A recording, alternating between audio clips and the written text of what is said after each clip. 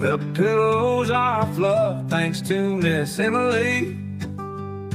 The couch is wide enough, join the family. It's all love while we laugh at Bert's criminalities. Hey, hey, hey, welcome to the Sofa Squad. Sipping from the cup at hey, hey, hey, come laugh with the Sofa Squad.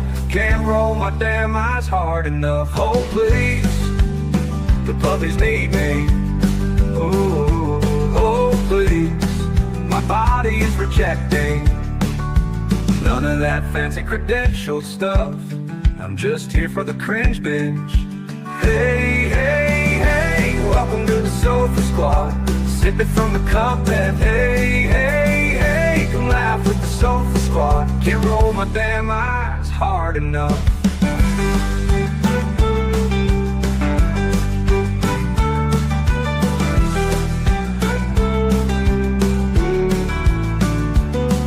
Oh please, the puppies need me. Oh please, my body is rejecting none of that fancy credentialed stuff. I'm just here for the cringe binge. Hey, hey, hey, welcome to the Sofa Squad. Sipping from the cup that hey, hey, hey, come laugh with the Sofa Squad. Can't roll my damn eyes hard enough.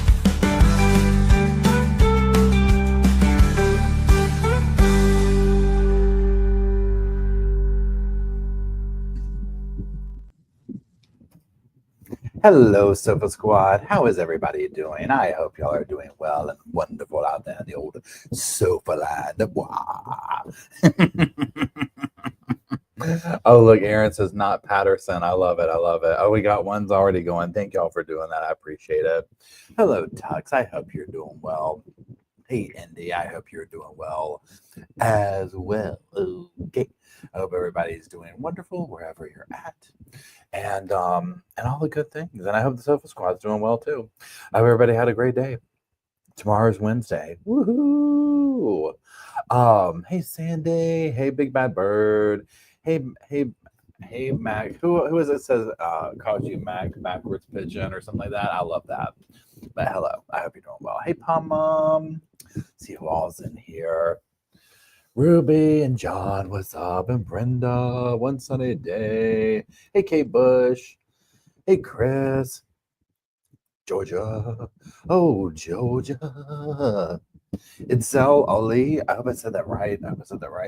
Hey, Courtney and Jessa and Star and Sandy again and Curious Leah.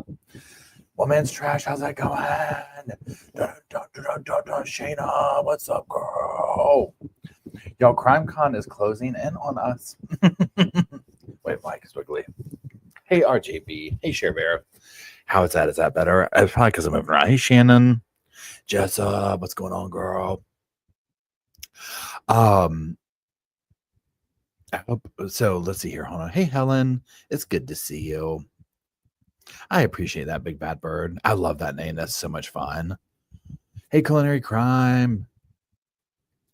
Amber, what's up? So, y'all, we're gonna be going over. Hey, Cannon, am I saying that right? Cannon, let me get my glasses, y'all. I can already tell. By the end of the day, my eyes are just tired, and at this point, I need to wear them all the time, but I don't. Hey, Scarlett.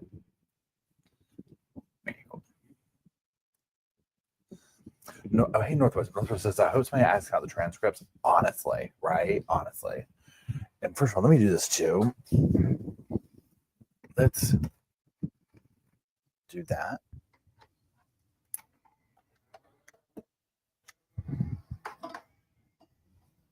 And this. We get a little baby fan going. How about that? That's the big one. We're going to get this water over here. We're going to do that. Okay.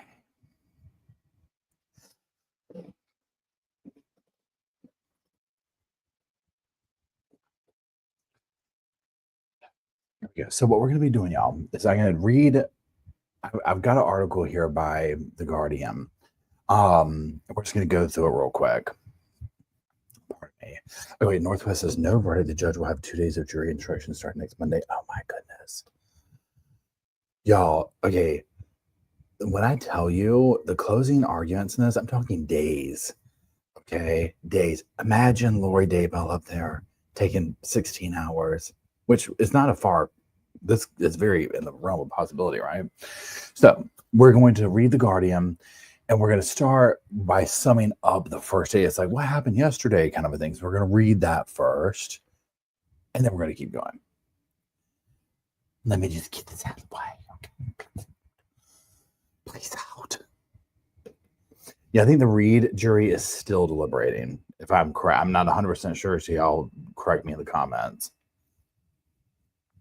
Curiously, it says, I wouldn't cope with the boredom of 2 days of jury instructions. Honestly, I would literally be like, y'all, it was all I could do to make it through closings. We're going to need to do something. Hey, allegedly, we're going to need to do something up here, right? I'm like, because 2 days of jury instruction, I'm like, I'll forget them all. That's when I would fall asleep. Okay. Hold on, let me clear my throat. Hold on, I'm mute.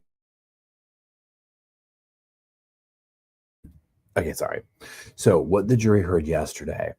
Here's a recap of what the jury heard on Monday. It says, prosecutor Nanette Rogers told the jury Erin Patterson made 4 calculated deceptions. She said these were fabricating a cancer claim as a reason to host the lunch, secreting a lethal dose of poison in the beef Wellingtons, her attempts to pretend she was also sick, and a sustained cover-up to conceal the truth after the lunch. Oh, thanks, Kate Bush, for gifting 10 memberships. WrestleMania. Patterson did not think she would be questioned about her cancer claim because she believed her lie would die with them, her lunch guest, Rogers said. Rogers told the jury to reject Patterson's evidence that there were no gray plates she served the Wellingtons on. She said Ian Wilkinson, the sole surviving lunch guest, was a compelling witness and recalled 4 gray plates. He said Patterson ate off an orange tan-colored plate. Not one medical professional who saw Patterson said she looked unwell, Rogers told the jury. Patterson's initial reluctance to have her children medically tested after she told medical staff she fed them leftovers of the fatal meal was because she knew they had not consumed death cap mushrooms. Bam, there you go. Boom, shaka, laka. Boom, shaka, laka, laka. Okay, so now that was like a very quick recap. That was probably an entire day's worth of stuff, though, right? Plays out. Plays out. I want a donut too so bad, Idaho girl. Oh my gosh. Like I could literally just eat them all day long, right? Hey, Courtney. Okay, where are we at? Here we go. Pardon me. She wanted to hide the evidence. Prosecutor Nanette Rogers, SC, is continuing to deliver her closing address. She says the day after Patterson was discharged from Monash Hospital in August, she drove to a local transfer station and landfill and dumped the food dehydrator because she knew it would incriminate her. She says the only reason Patterson did this was to cover up the deadly meal. She wanted to hide evidence, Rogers says. It's another example of incriminating conduct. She knew that keeping it would be far, far too risky. Rogers says that if the police had not discovered the transaction from the tip, then Patterson's disposal of the dehydrator would not have come to light. Erin Patterson certainly wasn't telling anybody about it, she says. Rogers says Patterson lied to police when asked if she owned a dehydrator in the formal interview. Thank you very, very much.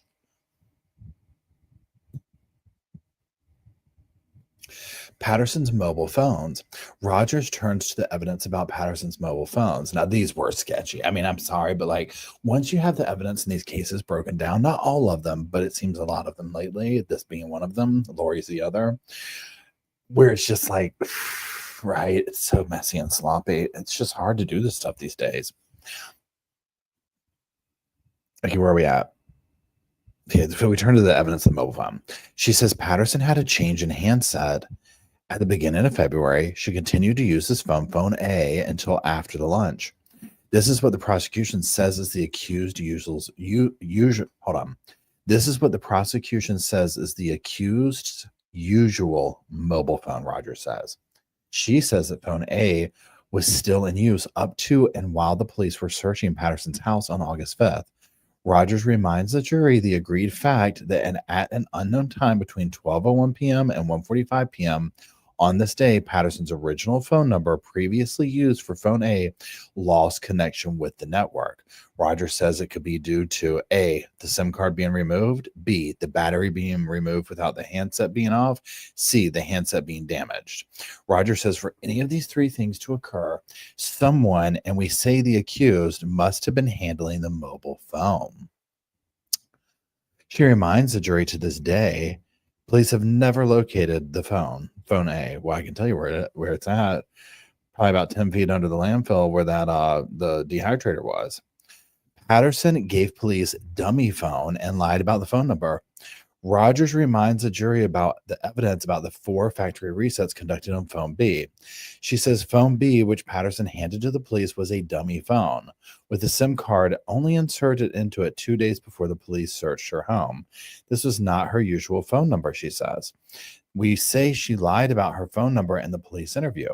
Rogers says the multiple factory resets, handing over a dummy phone, and claiming she had a different phone number was designed to frustrate the police investigation of this matter. It was all done so police would never see the contents of the accused mobile phone, she says. Rogers says the only reasonable explanation for this deceptive content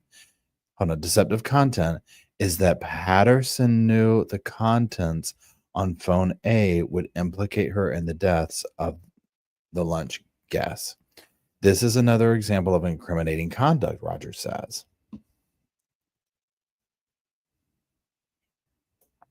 Was the accused really a mushroom forager, or just all deception and lies? Dun, dun, dun. Tonight in a current affair. Okay. Rogers says she expects the defense will argue that the jury cannot exclude the possibility that Patterson innocently foraged for wild mushrooms and accidentally picked death cap mushrooms. Was the accused really a mushroom forager between 2020 and 2023, as she claimed to you? Rogers asked rhetorically. She says the only evidence about this comes from her own evidence. None of that immediate family you heard from in this trial knew the accused to eat or pick wild mushrooms. Rogers says Patterson's 2 children were unaware of her foraging despite living with her during this period. Cha-cha-cha-cha-cha. The accused never discussed foraging for mushrooms with her online friends, even though they discussed absolutely everything. I mean, it's not looking good for Miss Erin, okay? Let's just kind of call it what it is. Let me scroll down here. Wait, hold on now, y'all. I'm doing all sorts of wrong button pushing. Okay. Patterson deliberately sought out death caps, prosecutor says. Rogers says Patterson deliberately sought out death cap mushrooms. She knew exactly what she was looking for, and she targeted her search accordingly, she says. Rogers says the defense will probably argue that Patterson had a good relationship with her lunch guest. She reminds the jury that they do not need to know why someone did something to know that they did it. Rogers tells the jury not to become distracted by the issue of a lack of motive. The question is not why she did this. The question you have to determine is, has the prosecution determined beyond a reasonable doubt that the accused did this deliberately? I mean, I think that's a good point to bring up, right? Because this is a case where it's just like, yeah, there's this weird zone of like, why did we, I don't, why did she do this? You know, why did she do this? So it's a matter of like, just that she did it or not, right? So yeah, right there. Yeah, you know what? Let me do a poll. Hold on. What kind of poll do we want to see first? Do we want to see, is she guilty? Yes or no? I know, right? We should maybe be Wellington. So should we do, you know, Erin Patterson guilty, not guilty, or should we do more keyed into it?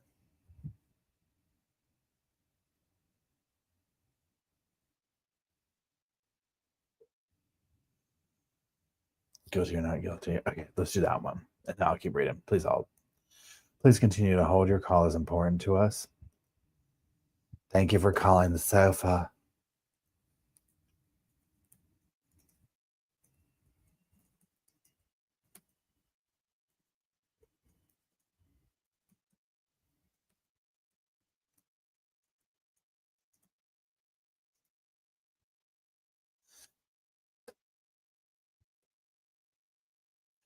Can't roll my darn eyes hard enough. Hey, hey.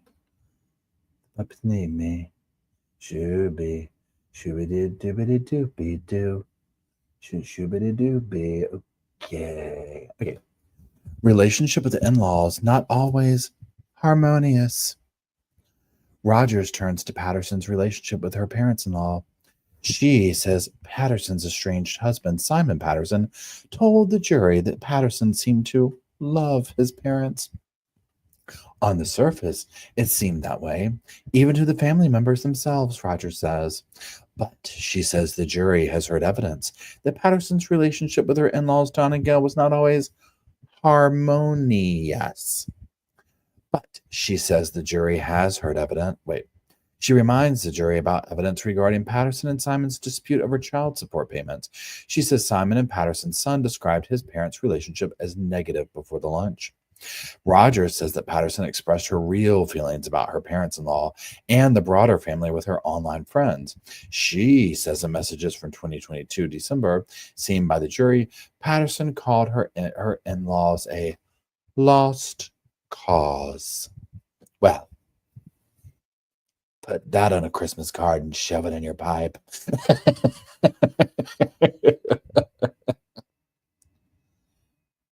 Happy Santa Claus for the lost cause. Please hold. Roger says what Patterson outwardly portrayed did not always align with her true feelings.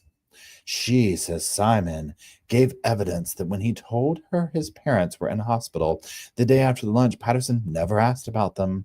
If Patterson loved her in-laws, she would have immediately asked about their welfare, Roger says. Now, that is one thing right here. Okay, so two things here, right? Number one, when somebody's like, girl, you remember how you had that lunch yesterday? Girl, people are in the hospital. They might die. And your response is, oh, goodness. Are you going to pick the kids up today? Or, whatever. It's like red flag. Okay. I'm talking red flag. Number two. Oh my God, Erin. People have died. People are getting seriously sick. You're claiming you're not well.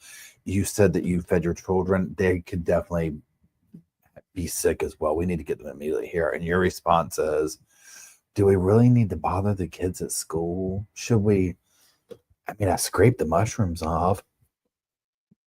Those two things alone, right? But it's just like, here's the thing. And like Lori Dabo, you can be like, follow the money, do this. With Erin, it's almost like, I think it was some kind of like, I don't know what you call it. I don't want to say like a mental break or like I want to do it for attention, or I want to be the savior, or I want to be the greatest martyr, or whatever, right? It was such a weird, the anti-motivation, that type thing, right?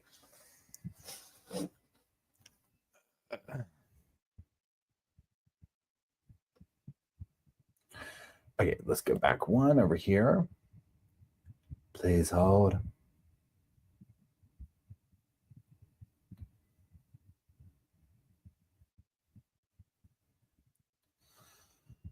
I don't understand.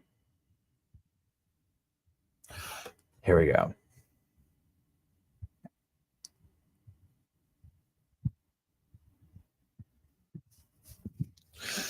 Rogers rebuffs innocent explanations. Rogers says the defense will probably argue that there's innocent explanations of Patterson's actions, like discharging herself from the hospital within minutes of arriving, being reluctant to get her children medically tested, and dumping the dehydrator.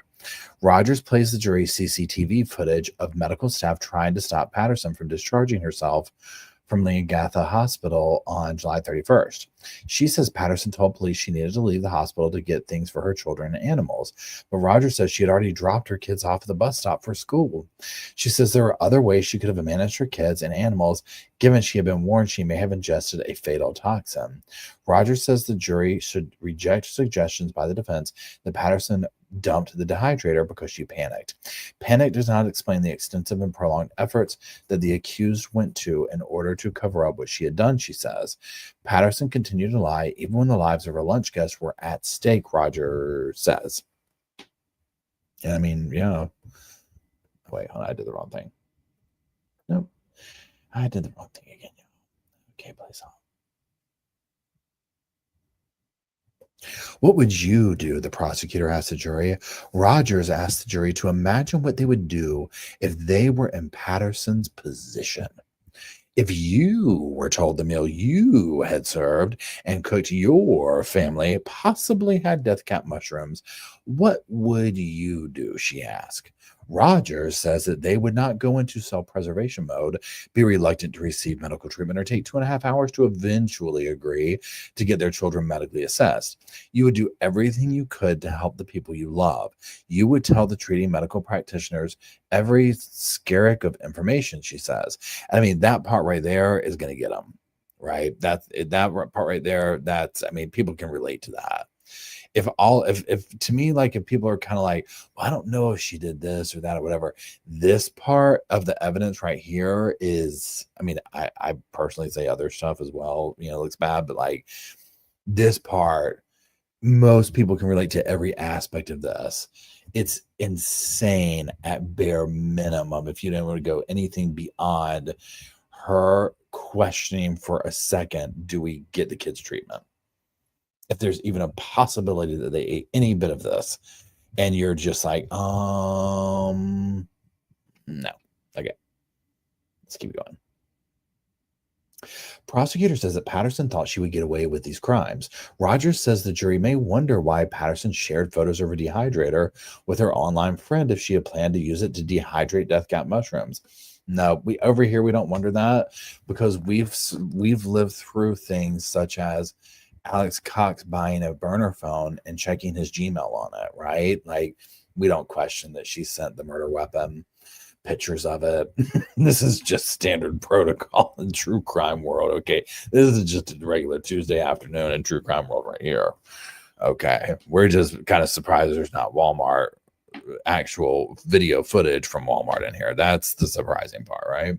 Okay. It's certainly easy to identify where she went wrong when you look back, she says.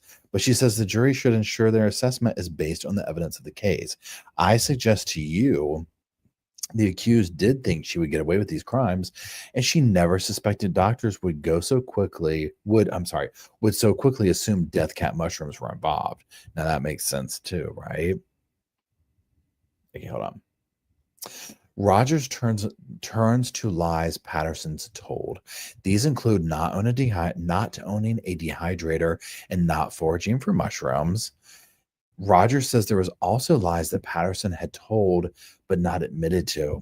She says Patterson lied when she testified she invited her guests to the beef Wellington meal because she had had an enjoyable lunch with Donna Gill the month prior. The evidence shows Patterson indicated the lunch was to discuss a medical issue, Rogers says. She tells the jury Patterson also lied when she testified that she never told the lunch guest she had a cancer diagnosis. She says Patterson herself said she discussed cancer treatment at the lunch. That does not happen without a diagnosis, Rogers says. She says the starkest lie was when Patterson testified she was planning to have gastric bypass surgery in 2023. Rogers reminds the jury of evidence that the clinic where Patterson said she had a pre-surgery appointment has never offered the procedure.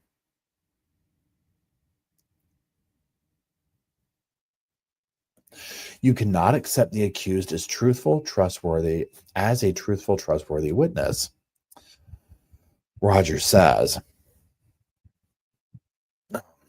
Pardon me. Okay, Rogers reminds the jury that Patterson had no legal obligation to prove anything in the trial. She stresses that parts of Patterson's story, including her history of foraging wild mushrooms between 2020 and 2023, are based solely on her own evidence. She says binge eating and purging, vomiting after the fateful lunch, and stopping to go to the toilet in a bush the day after the beef Wellington meal also fall in this category. The prosecution says you cannot accept the accused as a truthful, trustworthy witness, Rogers says. You should reject her evidence. Dun dun dun. Dun dun dun. Dun dun dun. Dun dun dun. Dun dun dun. Dun. Dun, dun, dun. Okay. Jury must not feel sorry for the accused, Roger says. Can you imagine them telling that? Don't feel sorry for her. Not a one of you. Okay. Roger says the jury should not let their emotional response to the event sway the verdict. You must not feel sorry for the accused, she says. You may not want to believe that anyone is capable of what the accused has done. You might not understand it, but look at the evidence. Don't let your emotional reaction dictate your verdict. Roger says there's no reasonable alternative other than Patterson deliberately sourcing death cap mushrooms and deliberating putting them in B. Fullington's. She says after the lunch, Patterson told multiple lies. She told lies upon lies because she knew the truth would implicate, she says.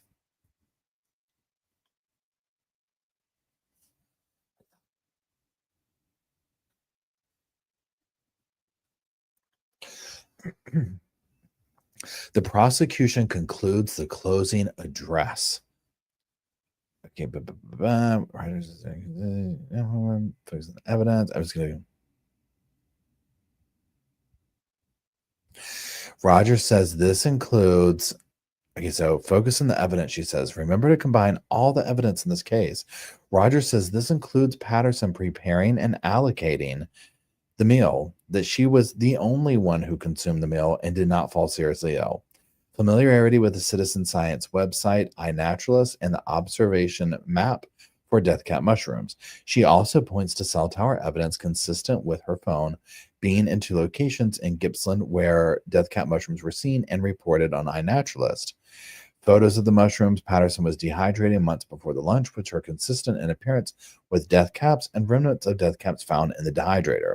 When you consider all of the evidence in combination, we suggest you will be satisfied that the accused deliberately sourced death caps and deliberately served death caps. Those conclusions we suggest will lead you to be satisfied beyond reasonable doubt that the accused is guilty of each of the 4 charges on indictment. And Rogers concludes her closing address with that.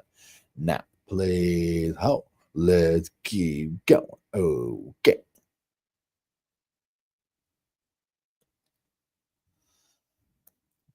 The defense begins. Now, hold on one second. I'm going to drink some water, please. I can mute you while I do it.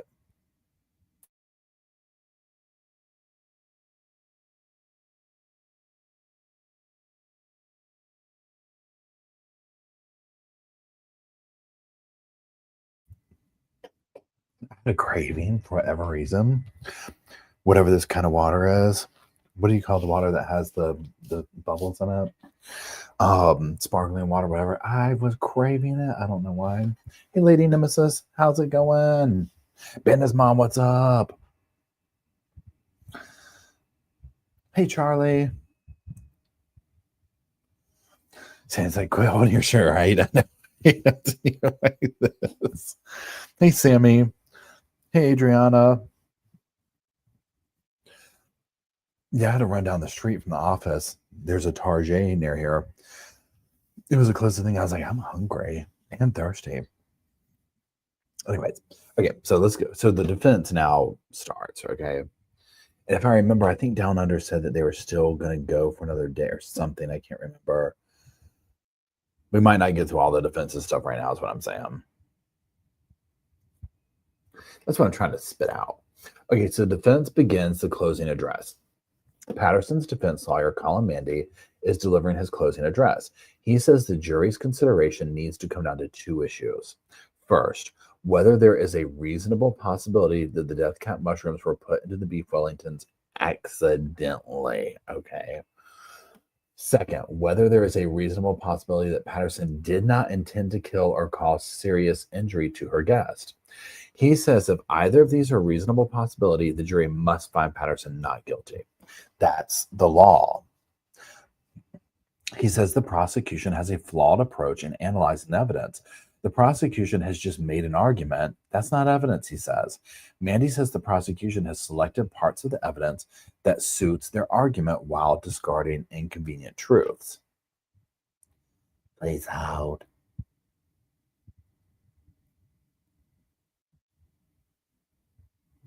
Mandy tells the jury that people have imperfect and honestly mistaken memories. He says the jurors will have experience telling a story to a group of people and having it recounted differently.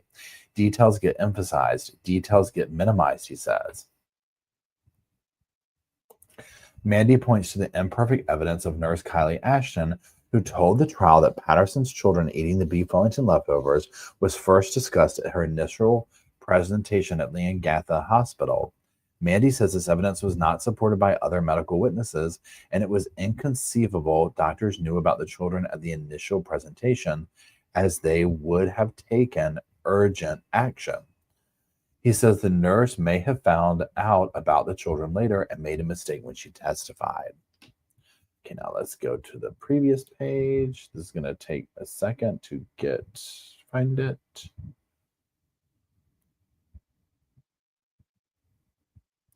The court adjourns for lunch break. The jury comes back after lunch.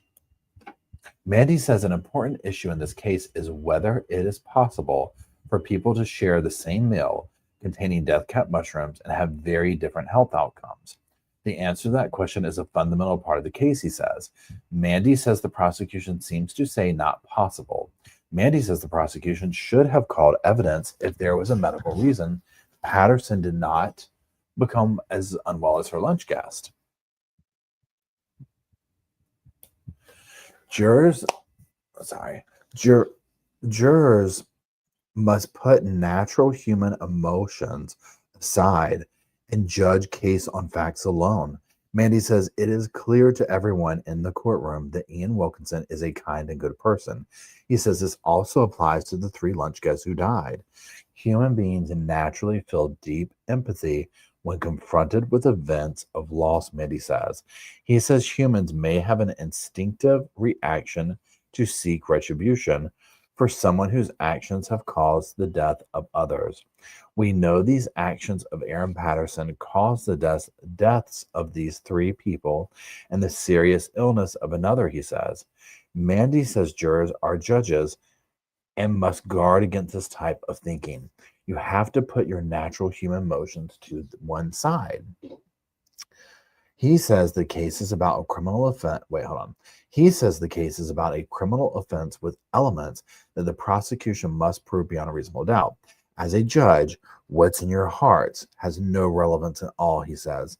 Mandy says jurors must make a judgment on the facts alone. Mandy says another reason to consider that the lunch guests were good and kind people is because Patterson had no reason to harm them. He says he will touch on the absence of a motive as the prosecution predicted in their closing address. Mandy reminds the jury that the prosecution does not have to prove motive, but he says one element of the offense of murder is intention to kill or cause serious injury. They have to prove that's what Patterson meant to do, he says. Proof of a motive or the fact of a motive can be very important to intention. Very interesting. Very interesting indeed. Let's get it. Scroll up here real quick. There we go. Okay, so the defense claims the prosecution has been scratching around. Mandy says without a motive, the jury is left guessing about the most important element of this trial, and that is intention, he says. He says the prosecution has spent a lot of time scratching around to find evidence about animosity in Patterson's family dynamics. He points to evidence the prosecution led about Patterson and Simon having a dispute about child support and other financial arrangements in December 2022. They want to show there was some kind of difficulty, and that might provide a reason to murder his parents and his aunt and uncle 6 months later, he says. Even saying it loud shows how unpersuasive that argument is. Mandy says the disputes over finances for their children occurred over a few days in December 2022. It was a brief spat, we say, about child support, which the evidence says was resolved amicably. Obviously, Erin was upset. She freely acknowledged that. She was venting to her Facebook friends, even months before the lunch.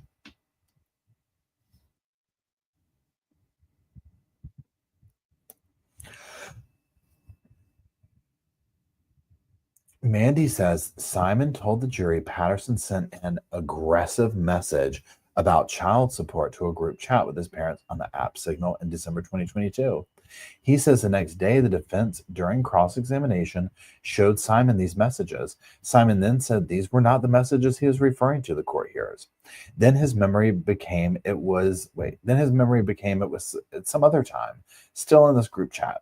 Mandy says the disagreement between Patterson and Simon did not prove any kind of motive to murder someone's parents and their uncle and aunt, he says.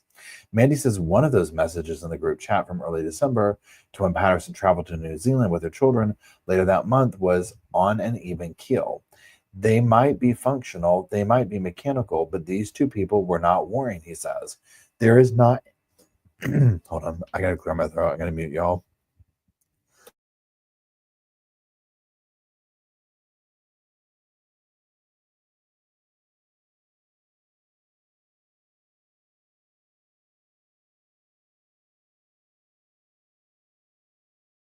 Okay, sorry.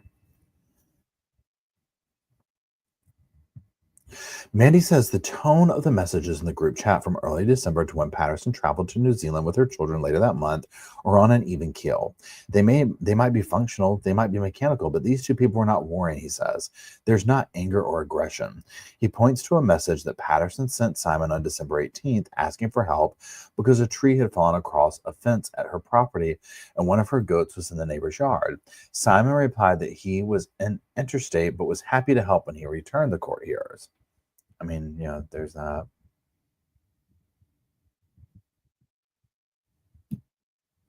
Justice Christopher Beale tells the jury he will be instructing them ahead of their deliberations on Monday.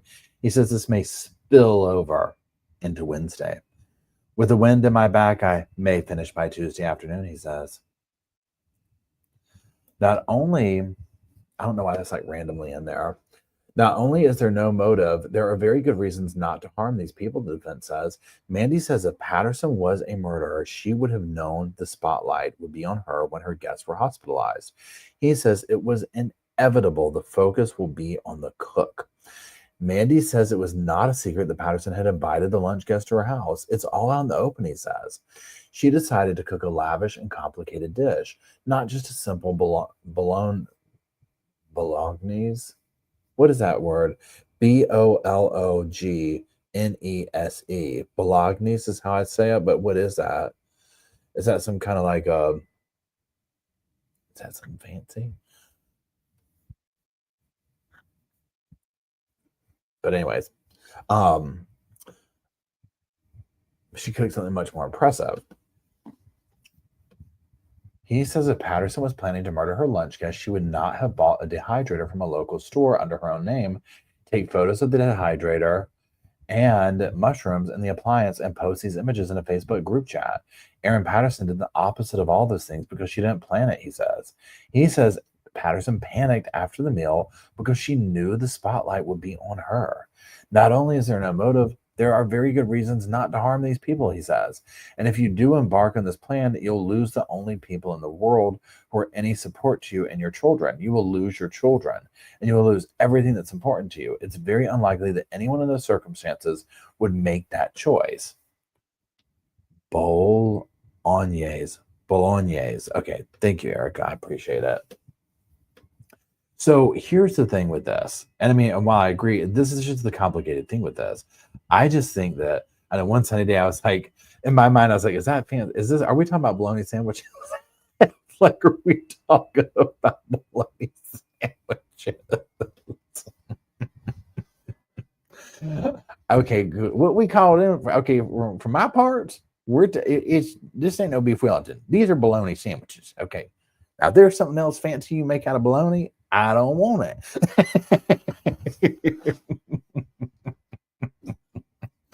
That's legit what I thought it was. I was like, well, this is just fancy bologna. This is like the thick slice bologna where you're like, that's fancy. That thick slice, that's the expensive bologna. Fry it up, a little sandwich. Woo, it's good. So, but there's more to read here, but I just want to kind of stop for a second. again, I think that what they're saying, yeah, it makes sense. It's almost like, why would she do this? Why would she do that? That's what makes it crazy, right? I just think that it was like this part revenge, part retaliation, part desperation, part I want to be a martyr, part I want all this attention. If you're going to reject me, I'm going to, reject you first. I think all these things were there. I don't think this is a case of I want your money. She was giving them money. Now there could have been that tied in there, animosity, right?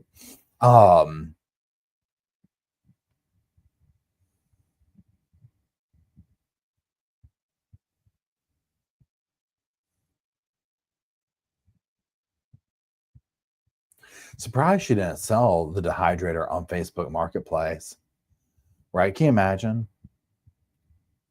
Gently used. Free shipping, free returns.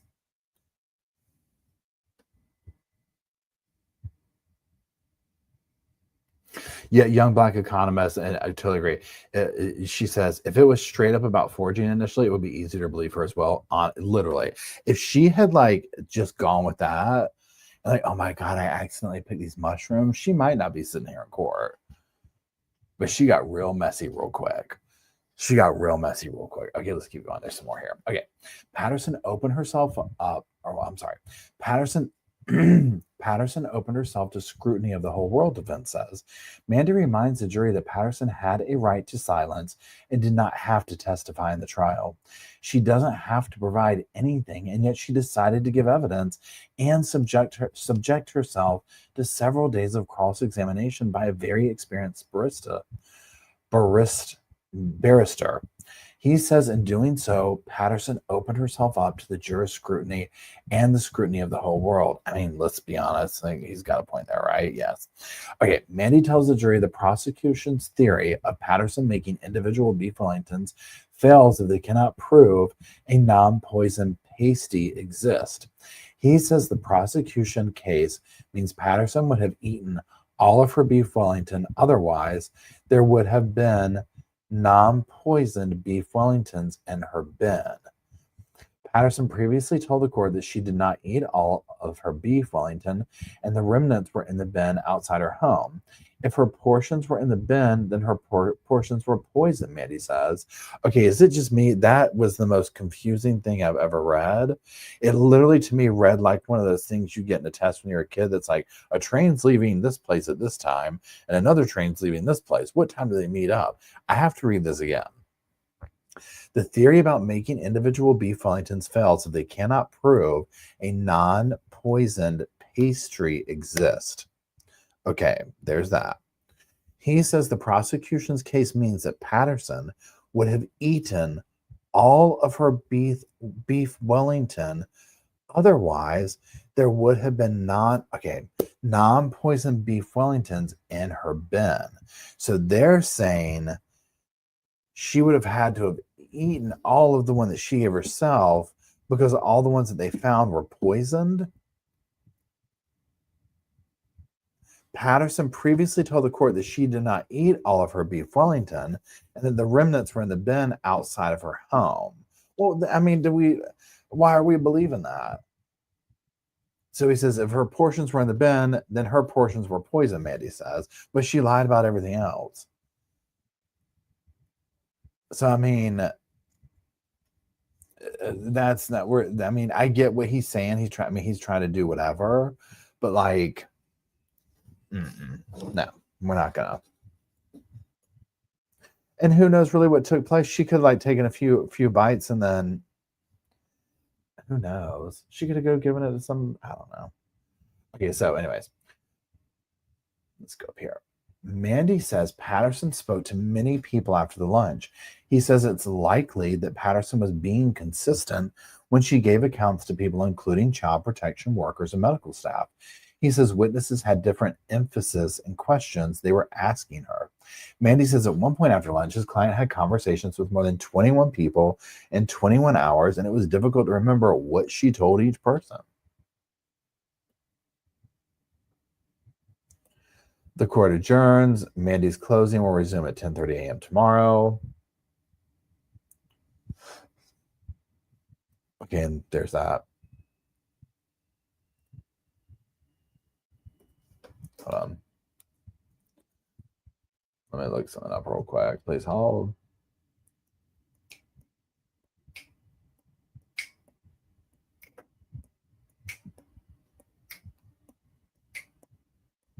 I'm just jamming out over here. Hold on one second. I'm looking at another thing to see if we can see what's going on. Because remember, like right now, it's like morning time over there or whatever. What to expect in the final days of the Marathon murder trial. And the other.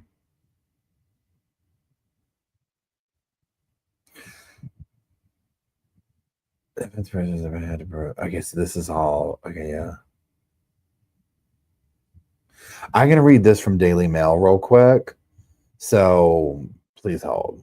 I mean, I'm gonna read out loud, but like, just bear with me here is what I'm saying. Okay. Mr. Mandy has moved to the topic of the leftovers and what Patterson ate during the lunch. This is like a little bit more in that. The defense barrister said the prosecution had to prove that there was one unpoisoned parcel, but no unpoisoned beef Wellington portion was found in the leftovers.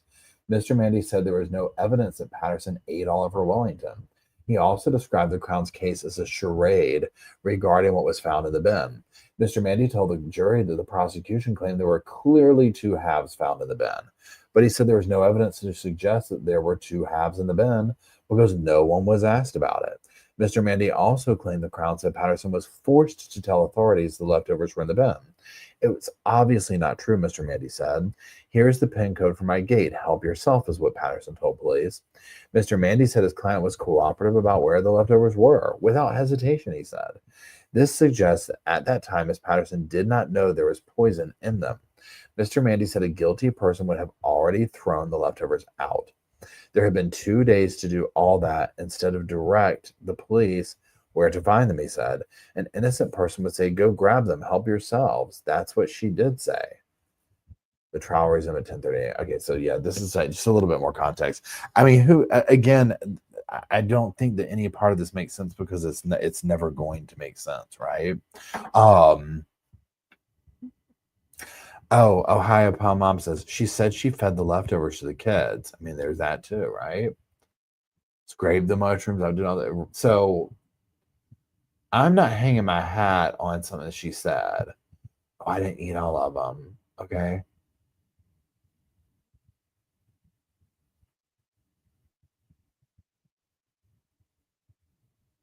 Okay, there we go. Yeah, this is just more. So yeah, maybe Thursday night's live chat we'll have more, or maybe no, we won't have a verdict, but we can finish up whatever the defense does then. So let's see what the thing said. Okay, please hold. I said, hey now, don't dream it's over. Shooby dooby, shooby dooby dooby. Okay, so we had 247 votes, guilty 98%, not guilty 1%. So yeah, there you go. Let me come right there. I know I just love busting out the song. I really do. It gets in people's nerves sometimes, but thank you for working with me. Ohio Palm says if it wasn't poisonous, she could have fed it to dogs. That crossed my mind too. I was like, if she had the good portions, she could have just gone and fed it to somebody. And my guess is this. My guess is what she was planning on doing is after it's all said and done, okay, if you walk yourself through it, she couldn't have been planning on them dying in the house. She probably knew, okay, they're going to eat this, and then they're going to go home. They're going to do their thing, whatever, right? Okay, so I don't think that she thought that they were going to die like right there on the spot. So I think in her world, she must have thought she was going to have time to clean this stuff up. You know what I mean? Or the doctors wouldn't figure out that it would. I mean, because again, if you did this, surely you would be thinking they're going to think something, right? Like this is too much of a coincidence for everybody to get sick and die.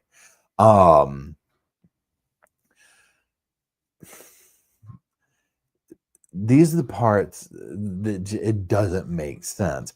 But also, again, it doesn't make sense that Alex Cox got a burner phone and checked his stuff on there, right? It's like these things just don't make sense.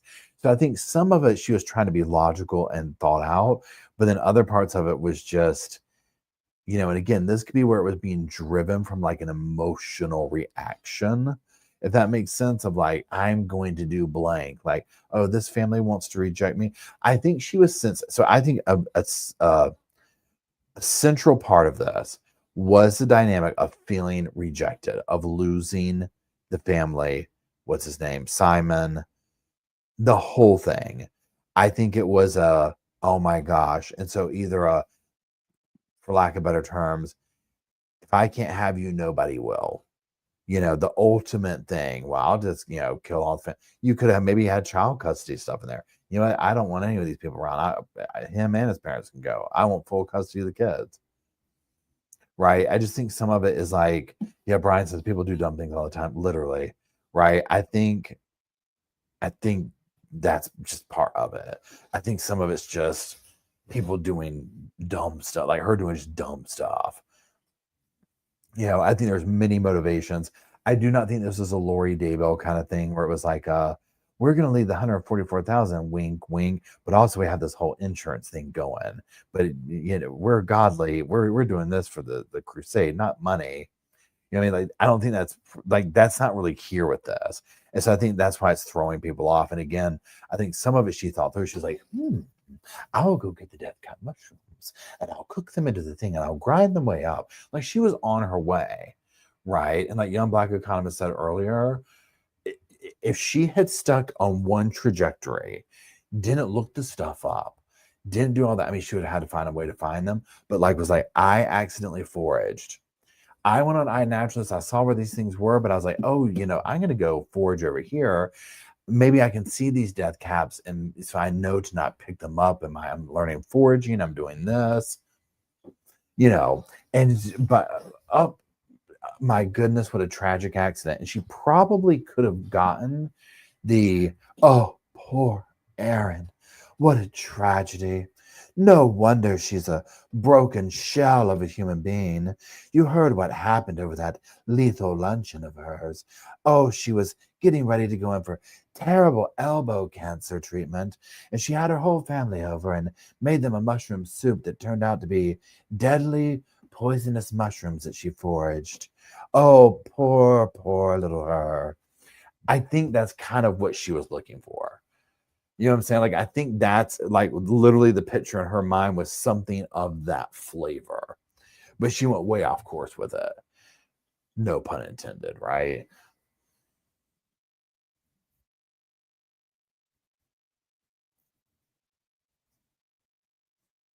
Yeah, curiously, it says Erin testifying was part of her victimhood. 100%. Also, someone like Erin, because look at the little things that she would do. Like that whole thing of calling Simon up, being like, Simon, hello. I know that you absolutely hate me and that I'm a terrible, horrible human being, and I wish I didn't exist either. But a tree fell over in the yard, and well, the children can't get to school. Could you come over and fetch a chainsaw and help out at least the kids, if not for this terrible person of me? Don't help me, but for the children. Like that's the vibe I get from her. Okay, now obviously I'm being dramatic, but like that's the vibe I get from her. Okay. It's like if that was everything.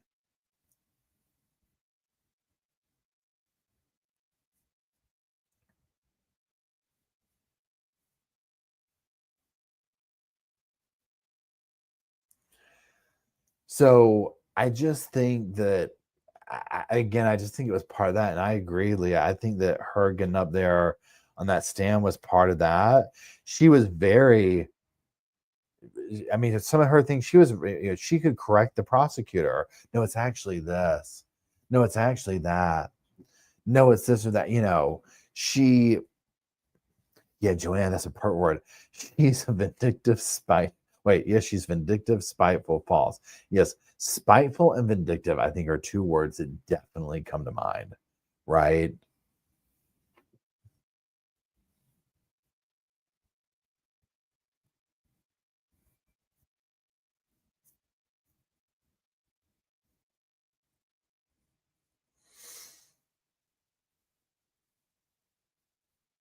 Yeah, and again, so also too with the Simon thing, remember when the whole thing about when he signed up for the well, they said on local TV, judge said no to murder.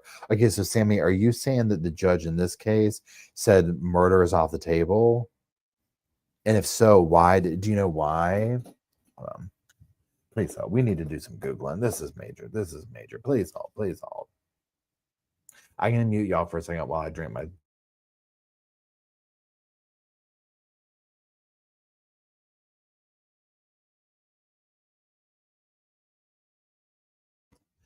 Just being charged with a manslaughter. Do you think they did that? Okay, so here's my thing. The manslaughter to me is a slam dunk. Okay. I almost think the manslaughter is a slam dunk.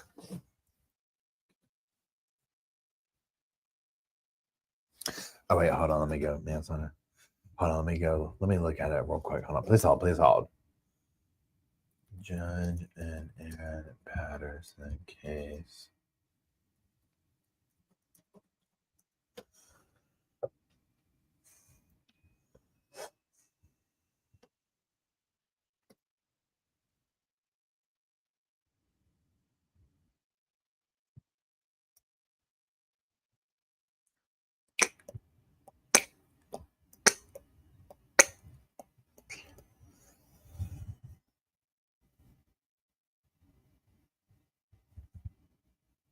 I'm reading over here right now. Just hold on 1 second.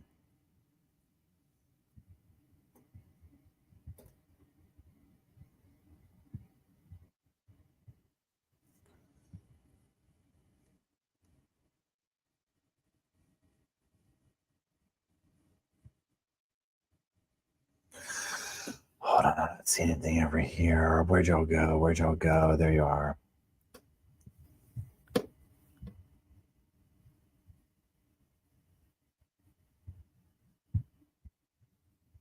Yeah. Right, Tug. So she gets up there talking about it's a family tragedy. These mushrooms were never meant to happen.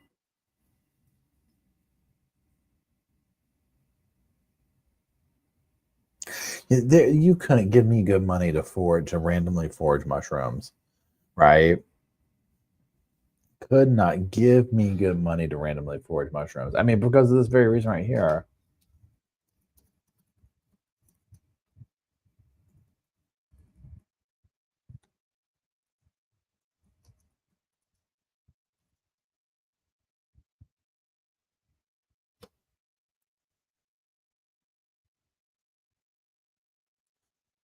Just not seeing anything. Okay. So yeah, we're gonna get all caught. Wait, where's y'all got? They are.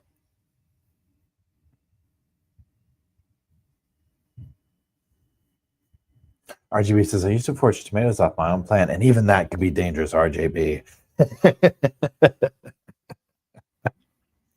I like growing. So I think when I would like to do a little garden again at some point. I did peppers and tomatoes. Those are fun to do.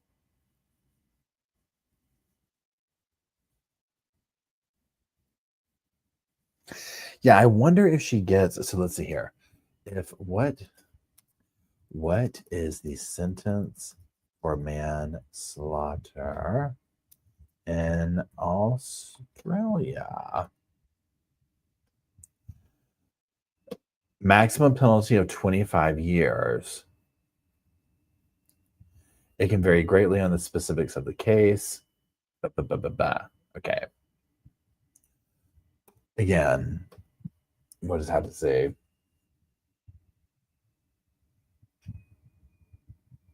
Sammy, so Sammy, do you live over in Australia, Sammy? Do you live locally there?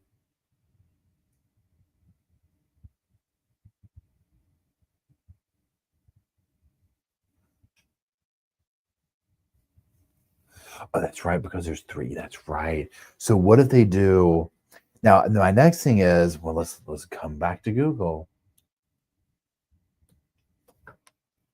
Does Australia, what is the word I'm looking for? Do consecutive sentences. What does it mean? Okay.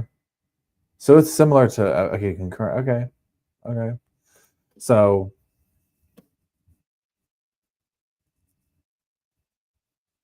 yeah, if she gets consecutive on all three plays, right?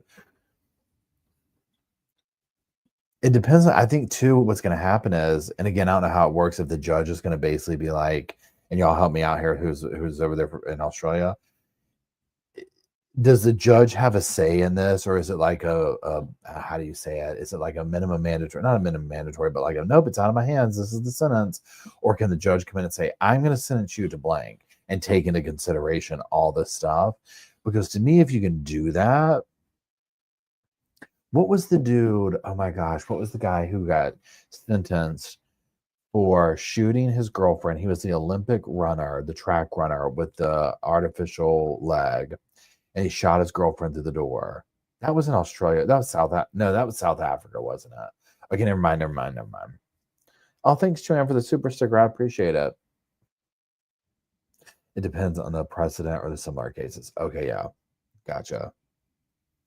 Winter in Austin, 90 degrees here in Texas today. Ooh, it is getting hot here in North Carolina too. Let me tell you what. Yeah, I mean, he got what 10 years and he got out or whatever. Oscar, thank you, Dominique. Thank you.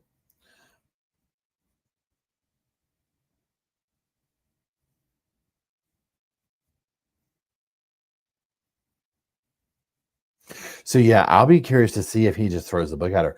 Because here's the thing: if the judge has like some way of being like, okay, I'm going to take all this stuff into consideration.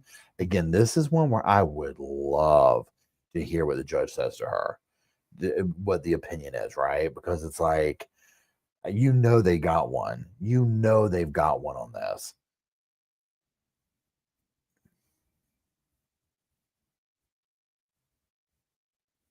Oh, I know he got out early too, the Oscar guy. Yeah. Oh, you know what? Let's look up also for Australia, or you can drop it in the comments. What does how much time do people serve in Australia for something? So how much of a prison sentence do you have to serve in Australia? It's already putting up there. It's like we know Australia. The length of the time someone serves in prison depends on the sentence imposed by the court. Whether non-parole is specified, non-parole periods a minimum amount of time, and non-parole must serve the entire sentence. Oh. So is that up to the judge then, where if he does a parole thing? Thanks, Lady Nemesis. I appreciate it.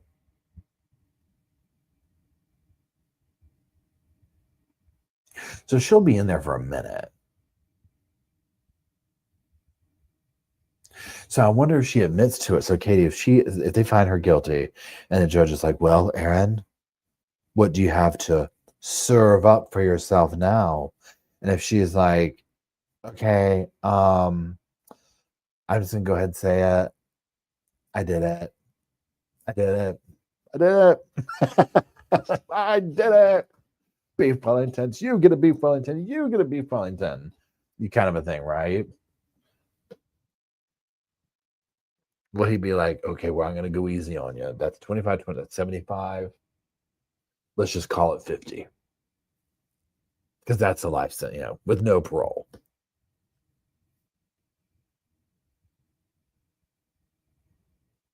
Yeah. Norfolk says, and no working. Honey, he's going to stamp, sign, seal, deliver, notarize that right then and there for the jail people. Keep her away from that kitchen. Nope. Absolutely not. She'll take out the whole place. Nope.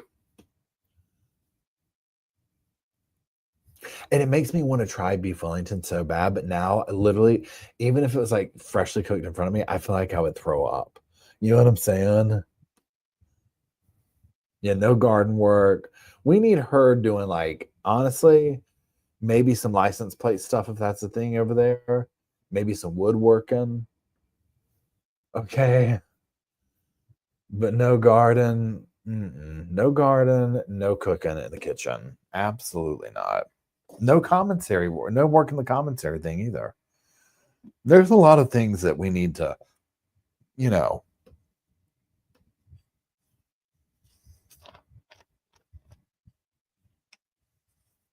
wait, hold on, I gotta drink.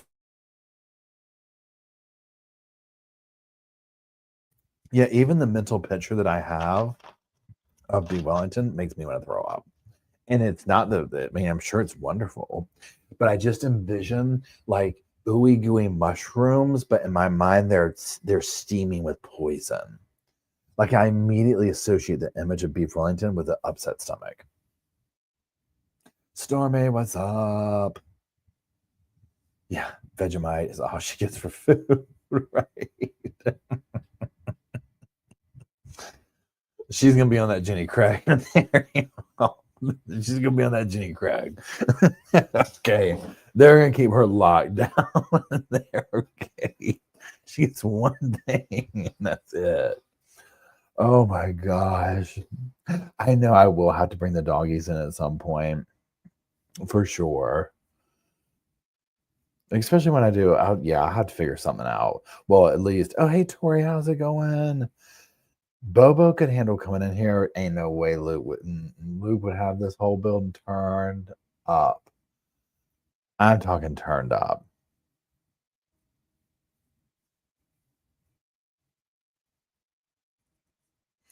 I know, right? Young Black Economist says I'm gonna get in DoorDash. That's the thing. Like, where do you even get? You know what? Let's pretend that I want to get some in Raleigh. Where can I get a late night serving of beef Wellington? They got any at the gas station? I should call the sheets. Hey, y'all got any microwavable beef Wellington? Hold the mushrooms. I'm just gonna type in beef Wellington near me. So it says beef Wellington near me delivery, near me restaurant, near me now. That's what we want to hear now. Chef Ramsay. No, we don't want all that. I'm just gonna call up and be like, look, do y'all got the Erin Patterson special? Okay, so this Reddit person says best and affordable beef Wellington. Where is this? It says Oak Steakhouse. It says it's not cheap, but Oak Steakhouse. You can also order them from Whole Foods for Thanksgiving. So now let's go over to the Oak Steakhouse. We're doing some research. And that, yeah, okay, so it's Raleigh. Okay. Oh, it looks fancy. Oh, yes. Oh, yes. Oh, please help. Please help. Oh, this is yes. Oh, yes. Okay. Yeah, we want to see the menus. That's why we clicked it. Thank you. Okay, so let's see. House-made bread service. Signature steaks. So we have filet mignon. So the filet mignon, 8 ounces, is $59. We have a prime boneless New York strip. Grilled shrimp. Sure. Small plates, deviled eggs are $3. Signature chops. Australian lamb chops. We're getting close. New Zealand elk chop. That's $52. No. Roasted shishito peppers. Bone marrow frites. No, I don't any. That sounds too real. That sounds kind of Jeffrey Dahmerish, if you ask me. I'm sure it's fancy. Roasted pork, duck, steakhouse. Well, no, they don't got it on the menu. Well, I certainly won't be dining there. No, beef Wellington, I'll take my business elsewhere. I'll run down to the local Walmart. I saw one in the frozen goods. I know, right? Like one deviled egg plates, right?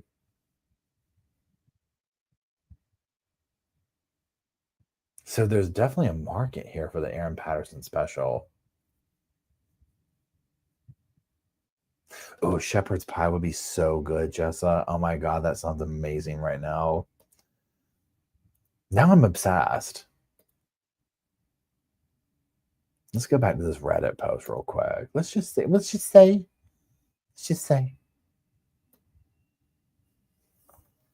Northside Bistro. Okay, everyone says this place is the best. Beef Wellington. So let's go see. Northside Bistro. These are definitely all very, very nice. You know, this isn't McDonald's, right? I mean, this is going to be expensive. It's not that serious. Dinner. Oh, first thing, sausage stuffed mushroom cap. Well, we'll certainly stay away from that. We've seen what happens when that goes sideways. It's $14. Main course, duck something. They have it, y'all. They have it. Guess how much it is? A lot of their words are very, they even have that fancy word from earlier, the bologna thing. They have homemade that fancy bologna word. This is what it is. Hold on. They've got the fancy bologna. Okay, hold on 1 second. Okay, we've got the homemade something bologna. Yeah, so it's so it's $54 for the thing, okay, for the beef Wellington. Now I'm going to copy the description for you. Where'd it go? It does have an asterisk next to it.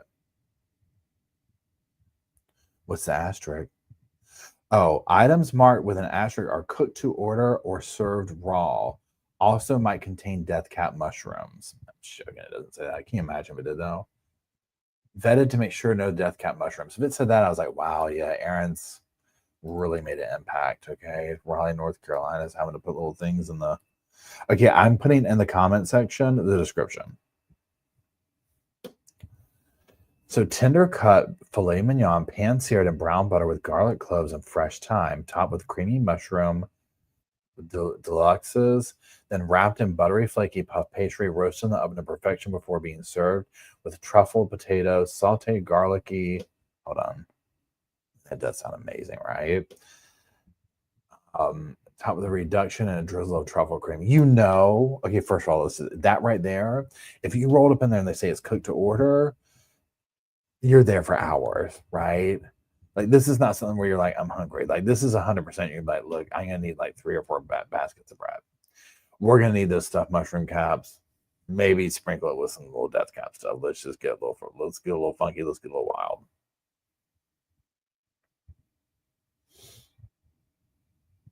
But you know it's amazing. You know it's amazing.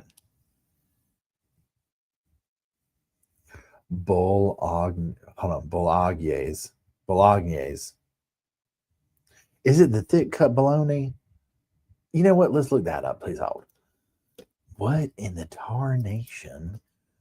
Type of the tarnation is that?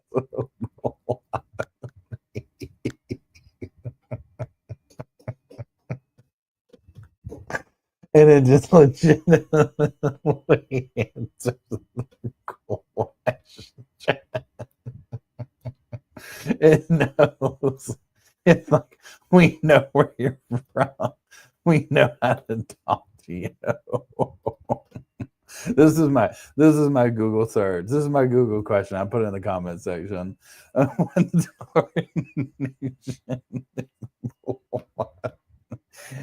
Google didn't skip a beat. Okay, it didn't skip a beat. Oh Lord, y'all. Oh my gosh. But let's see what it says that it is. Okay. I can start asking, isn't that much more a fun way to ask? Where in the tarnation is the nearest gym?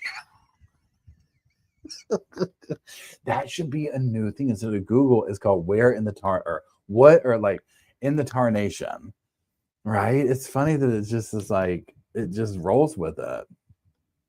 Southern Google for real. Oh, you know, Erin will come up with a cookbook, 100%. Okay, wait, where did my thing go? Okay, what in the tarnation? Okay, plant known as. Oh, it's a sauce. Oh. Oh. It looks like spaghetti. That's all it looks like. I legit was expecting some kind of fancy bologna. I've probably had it before, right? You know, the Southern Waterfree holes. I love it. Oh my gosh. Tarnation trending on Google. Tarnation. It does sound like Bugs Bunny, doesn't it? So, hey Jennifer, how's it going? I think so y'all help me out. I think the what do you call it? The defense is finishing up. And then Monday they're gonna do the close, or like the judge is gonna tell them what to do.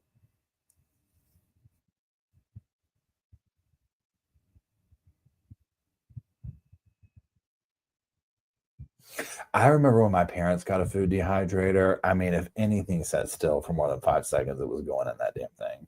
Right. And they probably did it for like, wow, we can make our own, whatever. Now, I mean, I could honestly see being like, well, that'd be kind of cool to do. But I mean, I would never do it. I would do it one time and be like, oh, that's nifty, and then put it away. They probably make them way easier to use now, though. Tori says, what in the tarnation of beef Wellington? Google something you can't afford, sweetie. Right. I mean, that's the thing, is the restaurants that serve it are so expensive. My thing is, I'm just like, yeah, I'm not going to sit at a restaurant for 3 hours waiting on that. Okay, wait.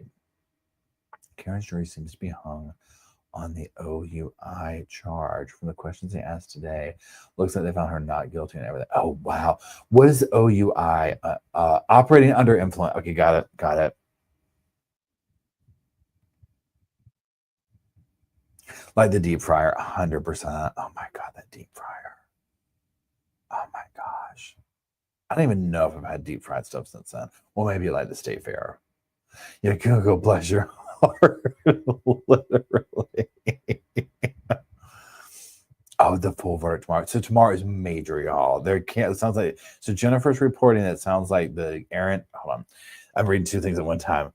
Jennifer's reporting that it sounds like the Karen Reed verdict will be in tomorrow. There.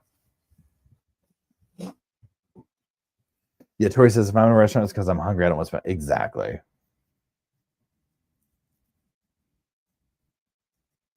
Especially like a super fancy kind of thing. I mean, maybe when I was a little bit younger, if it was like oh, cool. But like the whole, I mean, I would never say never, but. Wait, Stormy says it takes about a half hour serve medium rare. Oh, really? Okay.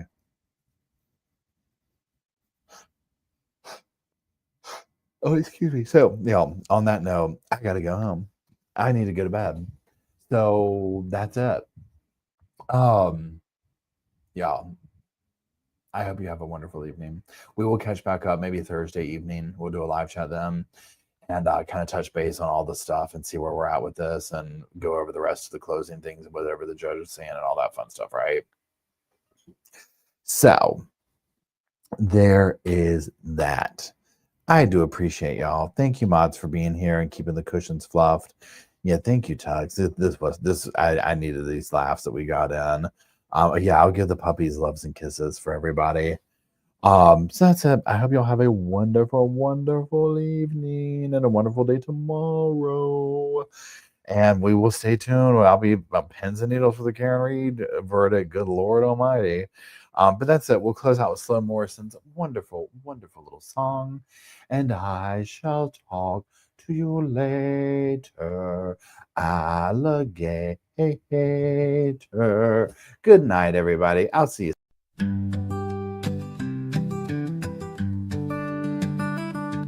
The pillows are fluff thanks to Miss Emily. The couch is wide enough. Join the family. It's all love while we laugh at Perk's criminalities. Hey, hey, hey, welcome to the Sofa Squad.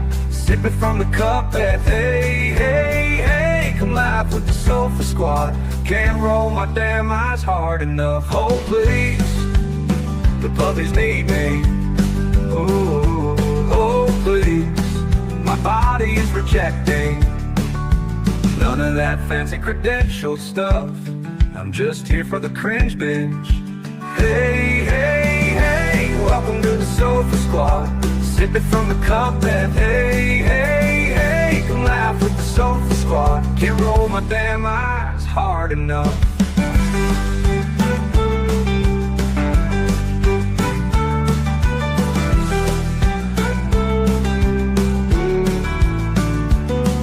Oh please, but puppies need me. Oh please, my body is rejecting none of that fancy credentialed stuff. I'm just here for the cringe binge. Hey, hey, hey, welcome to the Sofa Squad. Sip it from the cup that hey, hey, hey, come laugh with the Sofa Squad. Can't roll my damn eyes hard enough.